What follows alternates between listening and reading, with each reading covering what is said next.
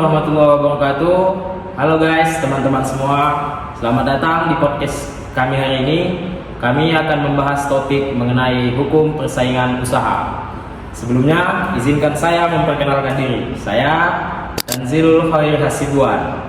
Di sini saya tidak sendiri, biar lebih seru. Saya membawa kedua teman saya sebagai narasumber. Narasumber yang kece parah dan pastinya cakep dong. Oke, ini narasumber kita yang pertama, namanya. Halo, perkenalkan nama saya Putri Rizmi Khairani. Di sini saya sebagai narasumber. Dan narasumber kita yang kedua, satu lagi. Halo, perkenalkan nama saya Winda Melasari Siregar. Saya sebagai narasumber kedua. Bukan main kecenya ya, ngeri kali memang narasumber kita ini. Jadi, untuk mempersingkat waktu, kita di sini akan mengambil topik hukum persaingan usaha. Nah, biasanya kan kalau kita membahas mengenai persaingan, kita langsung kebayang tuh tentang persaingan jualan, rebutan pasar, ataupun rebutan konsumen. Ada lagi nih persaingan yang lain, yaitu persaingan mendapatkan jodoh. Wow, sepertinya asik ini pembahasan kita hari ini. Jadi untuk mempersingkat waktu ya kita gas aja lah ya, cepat kita langsung mulai cakap-cakapnya gitu. Jadi aku mau nanya nih sama para narasumber, sebenarnya apa sih itu yang dinamakan dengan hukum persaingan usaha itu? Apa definisinya lah dibilang gitu? Oh, kalau dari definisi persaingan usaha itu sendiri ya, kalau yang dari formal dulu ya, yaitu seperangkat aturan yang mengatur bagaimana nanti pelaku usaha menjalankan usahanya itu di pasar supaya tidak terjadi kecurangan. Jadi banyak kan sekarang pelaku usaha yang melakukan kecurangan sehingga merugikan konsumen, ya kan? Jadi aturan ini gunanya biar nggak ada yang merugikan antara pelaku sama konsumen. Jadi ini persaingan usaha ini kalau pengertiannya itu bisa dia kayak aturan main antara pelaku sama konsumen. Nah bener, biar gampang tuh dia kayak kita lagi main bola tuh, kan pasti ada wasitnya. Nah jadi hukum perusahaan ini tuh yang mengawasi gitu dia, biar supaya tidak ada monopoli, tidak ada kartel atau praktik curang lainnya. Itu kan. Oh, oke. Kita tadi kan mengenai dia definisi, mengenai artinya. Nah, jadi ada nggak yang bisa dijadikan rujukan dalam hukum persaingan usaha itu yang menandakan kalau hukum persaingan usaha itu memang betul adanya, memang betul aturannya, bukan hanya aturan yang dibuat-buat gitu. Oke. Jadi biar lebih jelas nih ya, kita bisa nengok itu di Undang-Undang Nomor 5 Tahun 1999. Di situ membahas tentang larangan praktik monopoli dan persaingan usaha tidak sehat ya kan. Jadi kita bisa baca itu di dalam pasal 1 ayat 1 itu disebut di situ pengertian persaingan usaha. Jadi pengertiannya itu ialah persaingan antara pelaku usaha dalam memproduksikan barang ataupun jasanya di dalam pasar yang bersangkutan. Jadi kalau di undang-undang itu disebutkan bahwasanya itu dia pengertian persaingan usahanya sendiri. Nah, jangan lupa ada juga tuh lembaga yang mengawasi persaingan usaha, namanya KPPU, tapi bukan KPU ya. Itu juga kepanjangannya Komisi Pengawas Persaingan Usaha. Jadi kerjanya ini dia tuh mengurusi atau mengawasi atau kalau misalnya ada perusahaan-perusahaan yang nakal yang kayak melakukan harga, menyingkirkan pesaing dengan cara yang curang, terus juga dengan cara-cara yang lain gitu loh kan. KPPU ini bisa turun tangan. Oh, begitu. Oke, jelas. Berarti pada intinya hukum persaingan usaha ini hadir untuk apa? Untuk menjaga kestabilan pasar gitu, biar konsumennya tidak merasa dirugikan, merasa ditipu gitu ya. Iya, karena kalau misalnya nggak ada aturan, itu yang kuat itu bakal makin kuat, yang kecil itu bisa mati gitu. Jadi hukum persaingan usaha ini kayak pelindung ekosistem bisnis gitu, biar tetap lancar. Iya, setuju banget sih, karena ini salah satu fondasi ya dalam pasar yang sehat biar bisa dia berjalan tidak ada kerugian antara pelaku usaha dan juga konsumen. Oke, sekarang coba kita munduran dulu nih ke belakang, flashback ke sejarahnya. Dimulai dari yang basic lah dulu kan. Untuk ini pertanyaan untuk Ismi lah dulu. Betul nggak sih dari zaman Nabi itu sudah ada aturan mengenai hukum persaingan usaha ini? Benar, itu ada. Nah, jadi Nabi Muhammad SAW itu bukan cuma pendiri agama, bukan cuma semacam pemimpin agama, itu juga sebagai regulator pasar. Ada tuh istilah namanya hisbah, semacam sistem pengawasan pasar. Nah, Nabi itu sering banget tuh turun ke pasar gitu kan buat ngecek para pedagang, kayak nanyain tuh nanti, barang kamu itu beneran bagus nggak? Kamu main curang nggak gitu? Ntar kalau misalnya ketahuan main curang, kayak naikin harga gitu kan, atau nimbun barang biar harganya naik, atau nahan barang biar orang-orang tuh susah gitu nyari barang itu bakal langsung ditegur itu sama Nabi gitu. Bahkan ada juga tuh hadis yang tegas yang mengatakan kalau monopoli itu kita bakal berdosa gitu. Gila sih kalau menurutku ya. Zaman Nabi aja udah ada itu praktek monopoli itu kalau udah dilarang. Bahwasanya kalau monopoli itu rajinnya pasar. Ya bayangin aja lah kalau di satu pasar nih ya, cuma satu orang yang nguasai pasar. Terus yang lain jualan kayak mana? Terus ya pasti juga kita lah sebagai pembeli pasti kesusahan lah, pasti antri. Yang cuma satu penjual aja ya. Oh iya juga ya, ada betulnya juga. Berarti pada intinya ini hukum persaingan usaha ini udah diatur dari zaman Nabi dulu sebagai keadilan dalam pasar. Ya. Ya, yang menyebabkan semua orang itu bisa bersaing, misalkan secara sehat. Ya, Nabi itu dia pengawas pasar pertama gitu. Istilahnya tuh biasa dibilang muntasib gitu. Jadi setelah Nabi itu pun tetap ada gitu pengawas-pengawas pasar yang lain, kayak dari khalifah-khalifah Islam lain gitu, kayak Abu Bakar, Umar gitu, dia tetap diterusi gitu. Karena pengawasan pasar itu penting di bagian pemerintahan. Oke, nice. Kita lanjut ya. Tadi kan itu mengenai sejarah di zaman Nabi nih. Jadi kalau di dunia barat itu gimana? Misalkan kayak Eropa atau Amerika gitu. Oke, jadi kalau di Eropa sendiri itu ada yang namanya competition law.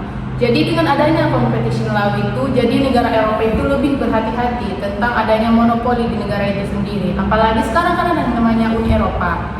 Nah, setelah ada Uni Eropa, mereka itu takut karena kalau ada monopoli, jadi pasar tunggal mereka itu jadi dikuasai apa? Pedagang-pedagang besar. Nah, makanya mereka buat yang namanya competition law. Gitu kalau di Eropa. Nah, kalau di Amerika tuh lebih heboh lagi. Waktu tahun 1600-an ada kasus namanya tuh Darcy versus Elite tentang monopolikan permainan. Nah, hakim itu bilang kalau monopoli itu melanggar hukum karena bikin orang lain itu nggak bisa ikut dalam perdagangan. Dari situ lahirlah doktrin yang namanya doktrin Decision of Trade, yang dimana artinya larangan nahan perdagangan. Nah, pada tahun 1890 Amerika juga buat itu aturan tentang anti monopoli. Nah, jadi kalau siapa yang melanggar aturan tersebut, jadi mereka itu kena sanksi. Jadi pengadilan, Mahkamah Agung juga bisa langsung turun tangan ngasih hukuman sama orang yang melanggar. Oh, berarti ini kayak, jangan serakah gitulah, kasih nafas juga untuk orang lain. Nah, gitu iya. bisa. Biar nggak cuma satu orang ya kan yang mendapat keuntungan. Oke. Oke, kalau di negara Asia gimana? Kayak negara Jepang itu kan negara maju tuh. Nah, kalau Jepang itu pasca Perang Dunia Kedua dia ada tuh buat yang namanya aturan anti monopoli law tahun 1947. Intinya sama sih kayak larangan monopoli, jaga perdagangan tetap fair. Di Korea Selatan juga ada tuh punya aturan yang sama pada tahun 1980. Bahkan Jerman udah lebih duluan dia buat aturan gitu pada tahun 1909. Punya undang-undang tentang anti monopoli. Nah, betul banget nih. Kan negara-negara maju aja sadar gitu kalau monopoli itu dibiarkan bakalan banyak perusahaan-perusahaan yang nggak sehat, persaingan di pasar itu nggak bakalan sehat, UMKM juga nggak bakalan jalan dan para konsumen juga akan merasakan kerugian. Oke, sekarang tempat kita berpijak lah nih ke Indonesia. Itu gimana aturan mengenai persaingan usaha? Nah, kalau di Indonesia itu yang mengatur tentang persaingan usaha diatur dalam Undang-Undang Nomor 5 Tahun 1999. Nah, undang-undang ini tuh mengatur tentang larangan praktik monopoli dan juga larangan persaingan usaha tidak sehat. Nah, selain undang-undang itu, ada juga KPPU, Komisi Pengawasan Persaingan Usaha. Nah, undang-undang dan KPPU ini bisa dibilang sebagai polisi. Nah, biar nggak terjadi persaingan yang tidak sehat antara pelaku usaha dengan pelaku usaha yang lainnya dan nggak ada kerugian antara konsumen. Nah, misalnya nih, kalau misalnya ada perusahaan gede gitu kan, dia counter harga atau nahan barang pokok gitu biar harga naik. Nah, KPPU bisa tuh ngasih denda miliaran ke perusahaan itu.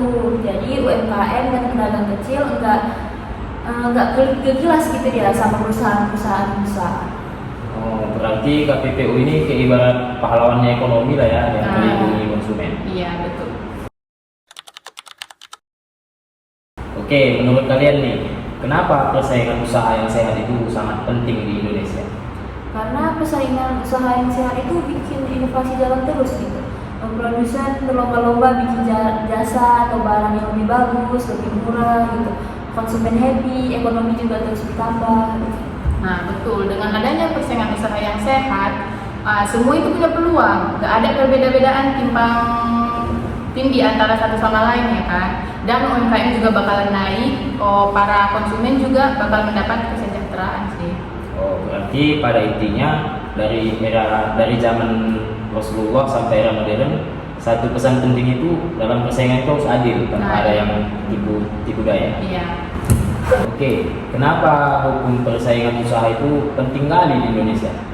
Karena ini amanat dari konstitusi di Undang-Undang Dasar 1945 pasal 33 ayat 4 disebutkan bahwa ekonomi kita harus berdasarkan demokrasi ekonomi, adil dan berkelanjutan. Jadi di pasar itu nggak boleh tuh dikuasai cuma segelintir orang aja. Makanya ada Undang-Undang Nomor 5 Tahun 1999 yang melanggar praktik monopoli dan persaingan usaha secara tidak sehat. Misalnya nih di pasal 17, perusahaan dilarang menguasai pasar sampai memburu perusahaan yang lain. Oh, berarti kalau hukum ini nggak ada, bisa aja perusahaan itu seenak jidatnya nih banyak orang gitu. Ya benar, konsumen bisa dirugikan, UMKM bisa mati, dan ekonomi bisa menjadi tidak sehat. Kalau menurut Winda gimana? Nah, benar banget sih menurutku. Misalnya ya, ada itu barang impor kan dari luar, mereka itu jual barang di Indonesia itu lebih murah. Nah, gunanya untuk apa? Untuk menyaingi pesaing-pesaing UMKM yang ada di Indonesia. Nah, gunanya adanya Undang-Undang Nomor 5 Tahun 1999 dan KPPU ini untuk mengawasi hal tersebut. Biar apa? Biar UMKM itu nggak makin turun, biar nggak ada kebangkrutan juga, kan itu mengurangi perekonomian juga nanti kan. Jadi berarti pada intinya persaingan usaha ini bisa sehat karena sesuai dengan Undang-Undang Dasar 1945 pasal 33. Terus sesuai dengan aturan yang ada Undang-Undang Nomor 5 tadi ya, tahun 5 tahun 1999. Dan juga melindungi konsumen dan UMKM. Iya. Oke, ini bagian yang paling serunya nih. Apa aja prinsip-prinsip dari persaingan usaha ini? Ada beberapa nih, ada 4. Yang pertama itu ada kesetaraan. Semua pelaku usaha, baik usaha besar maupun kecil, punya kesempatan yang sama masuk dalam pasar. Yang kedua ada transparansi. Jangan ada tipu-tipu. Misal nih kayak info barang tuh dimanipulasi, biar orang-orang salah beli barang. Gitu. Yang ketiga ada efisiensi. Persaingan mendorong semua orang untuk memakai sumber daya sebaik mungkin. Nah yang keempat tuh ada keadilan. Intinya tuh nggak boleh main curang kayak monopoli, halter gitu kan. Terus juga nggak boleh banting harga keterlaluan. Nah, dengan adanya prinsip-prinsip tersebut, jadi bikin pasar itu jadi tetap ramai ya kan. Salah satunya kalau terjadi monopoli di suatu pasar, pasti cuma satu perusahaan gitu, dia bakalan nyaman di posisinya itu. Kenapa? Karena dia bakalan berpikir, ya pasti barangku laku kok. Dia nggak bakalan berpikir bagaimana caranya biar produk itu berkembang, karena cuma dia yang jualan. Tapi kalau terjadi persaingan sehat di suatu pasar itu, pasti dia bakalan mikir bagaimana ya caranya biar produkku itu lebih bagus dari produksi dia. Nah, yang untuk siapa? Kita juga kan sebagai konsumen banyak pilihan produk dan juga harga yang berbeda-beda tentunya. Oh, berarti kayak ibarat kita deketin gebetan lah ya, mana chapter dan Iya. Persaingan usaha tuh aturan main cinta yang adil ya. Oke guys, jadi hari ini kita sudah membahas mengenai apa itu persaingan usaha, sejarahnya bagaimana, terus kenapa penting bagi ekonomi Indonesia dan juga prinsip-prinsipnya. Nah, pada dasarnya hukum persaingan usaha ini hadir agar pasar itu tidak menjadi tempat bagi si kuat makin kuat, si lemah disingkirkan. Ya, biar semua itu bisa main dengan fair. Dan yang paling utama, kita sebagai konsumen juga yang paling diuntungkan sih kalau persaingan usaha ini dijalankan dengan sehat. Oke, seru juga perbincangan kita pada hari ini, yang dimana kita dari awal sampai akhir kita banyak belajar mengenai persaingan usaha. Ya, pada intinya pelajaran itu bukan hanya mengenai kelas dan buku doang, melainkan dari bagaimana cara kita menyikapi pengalaman yang kita dapatkan di kehidupan sehari-hari. Jadi buat kamu yang lagi dengerin, jangan pernah takut dengan kata belajar, karena belajar itu bukan beban, melainkan satu langkah kecil menuju kesuksesan kita yang akan mendatang. Dan ingat, setiap hari kita selalu mempunyai kesempatan untuk mengetahui hal-hal baru, walau sekecil apapun itu, karena kita tidak pernah tahu, bisa jadi hal kecil yang kita lakukan sekarang akan berdampak besar bagi kehidupan kita yang akan datang. Baiklah, kita cukupkan aja podcast kita sampai di sini, karena di sana dia sudah bahagia dengan pilihannya. Aduh, masuk lah. Oke, hidup sendirian tanpa kekasih. Cukup sekian dan terima kasih. Sampai bertemu di ketidaksengajaan di lain waktu. Wassalamualaikum warahmatullahi wabarakatuh.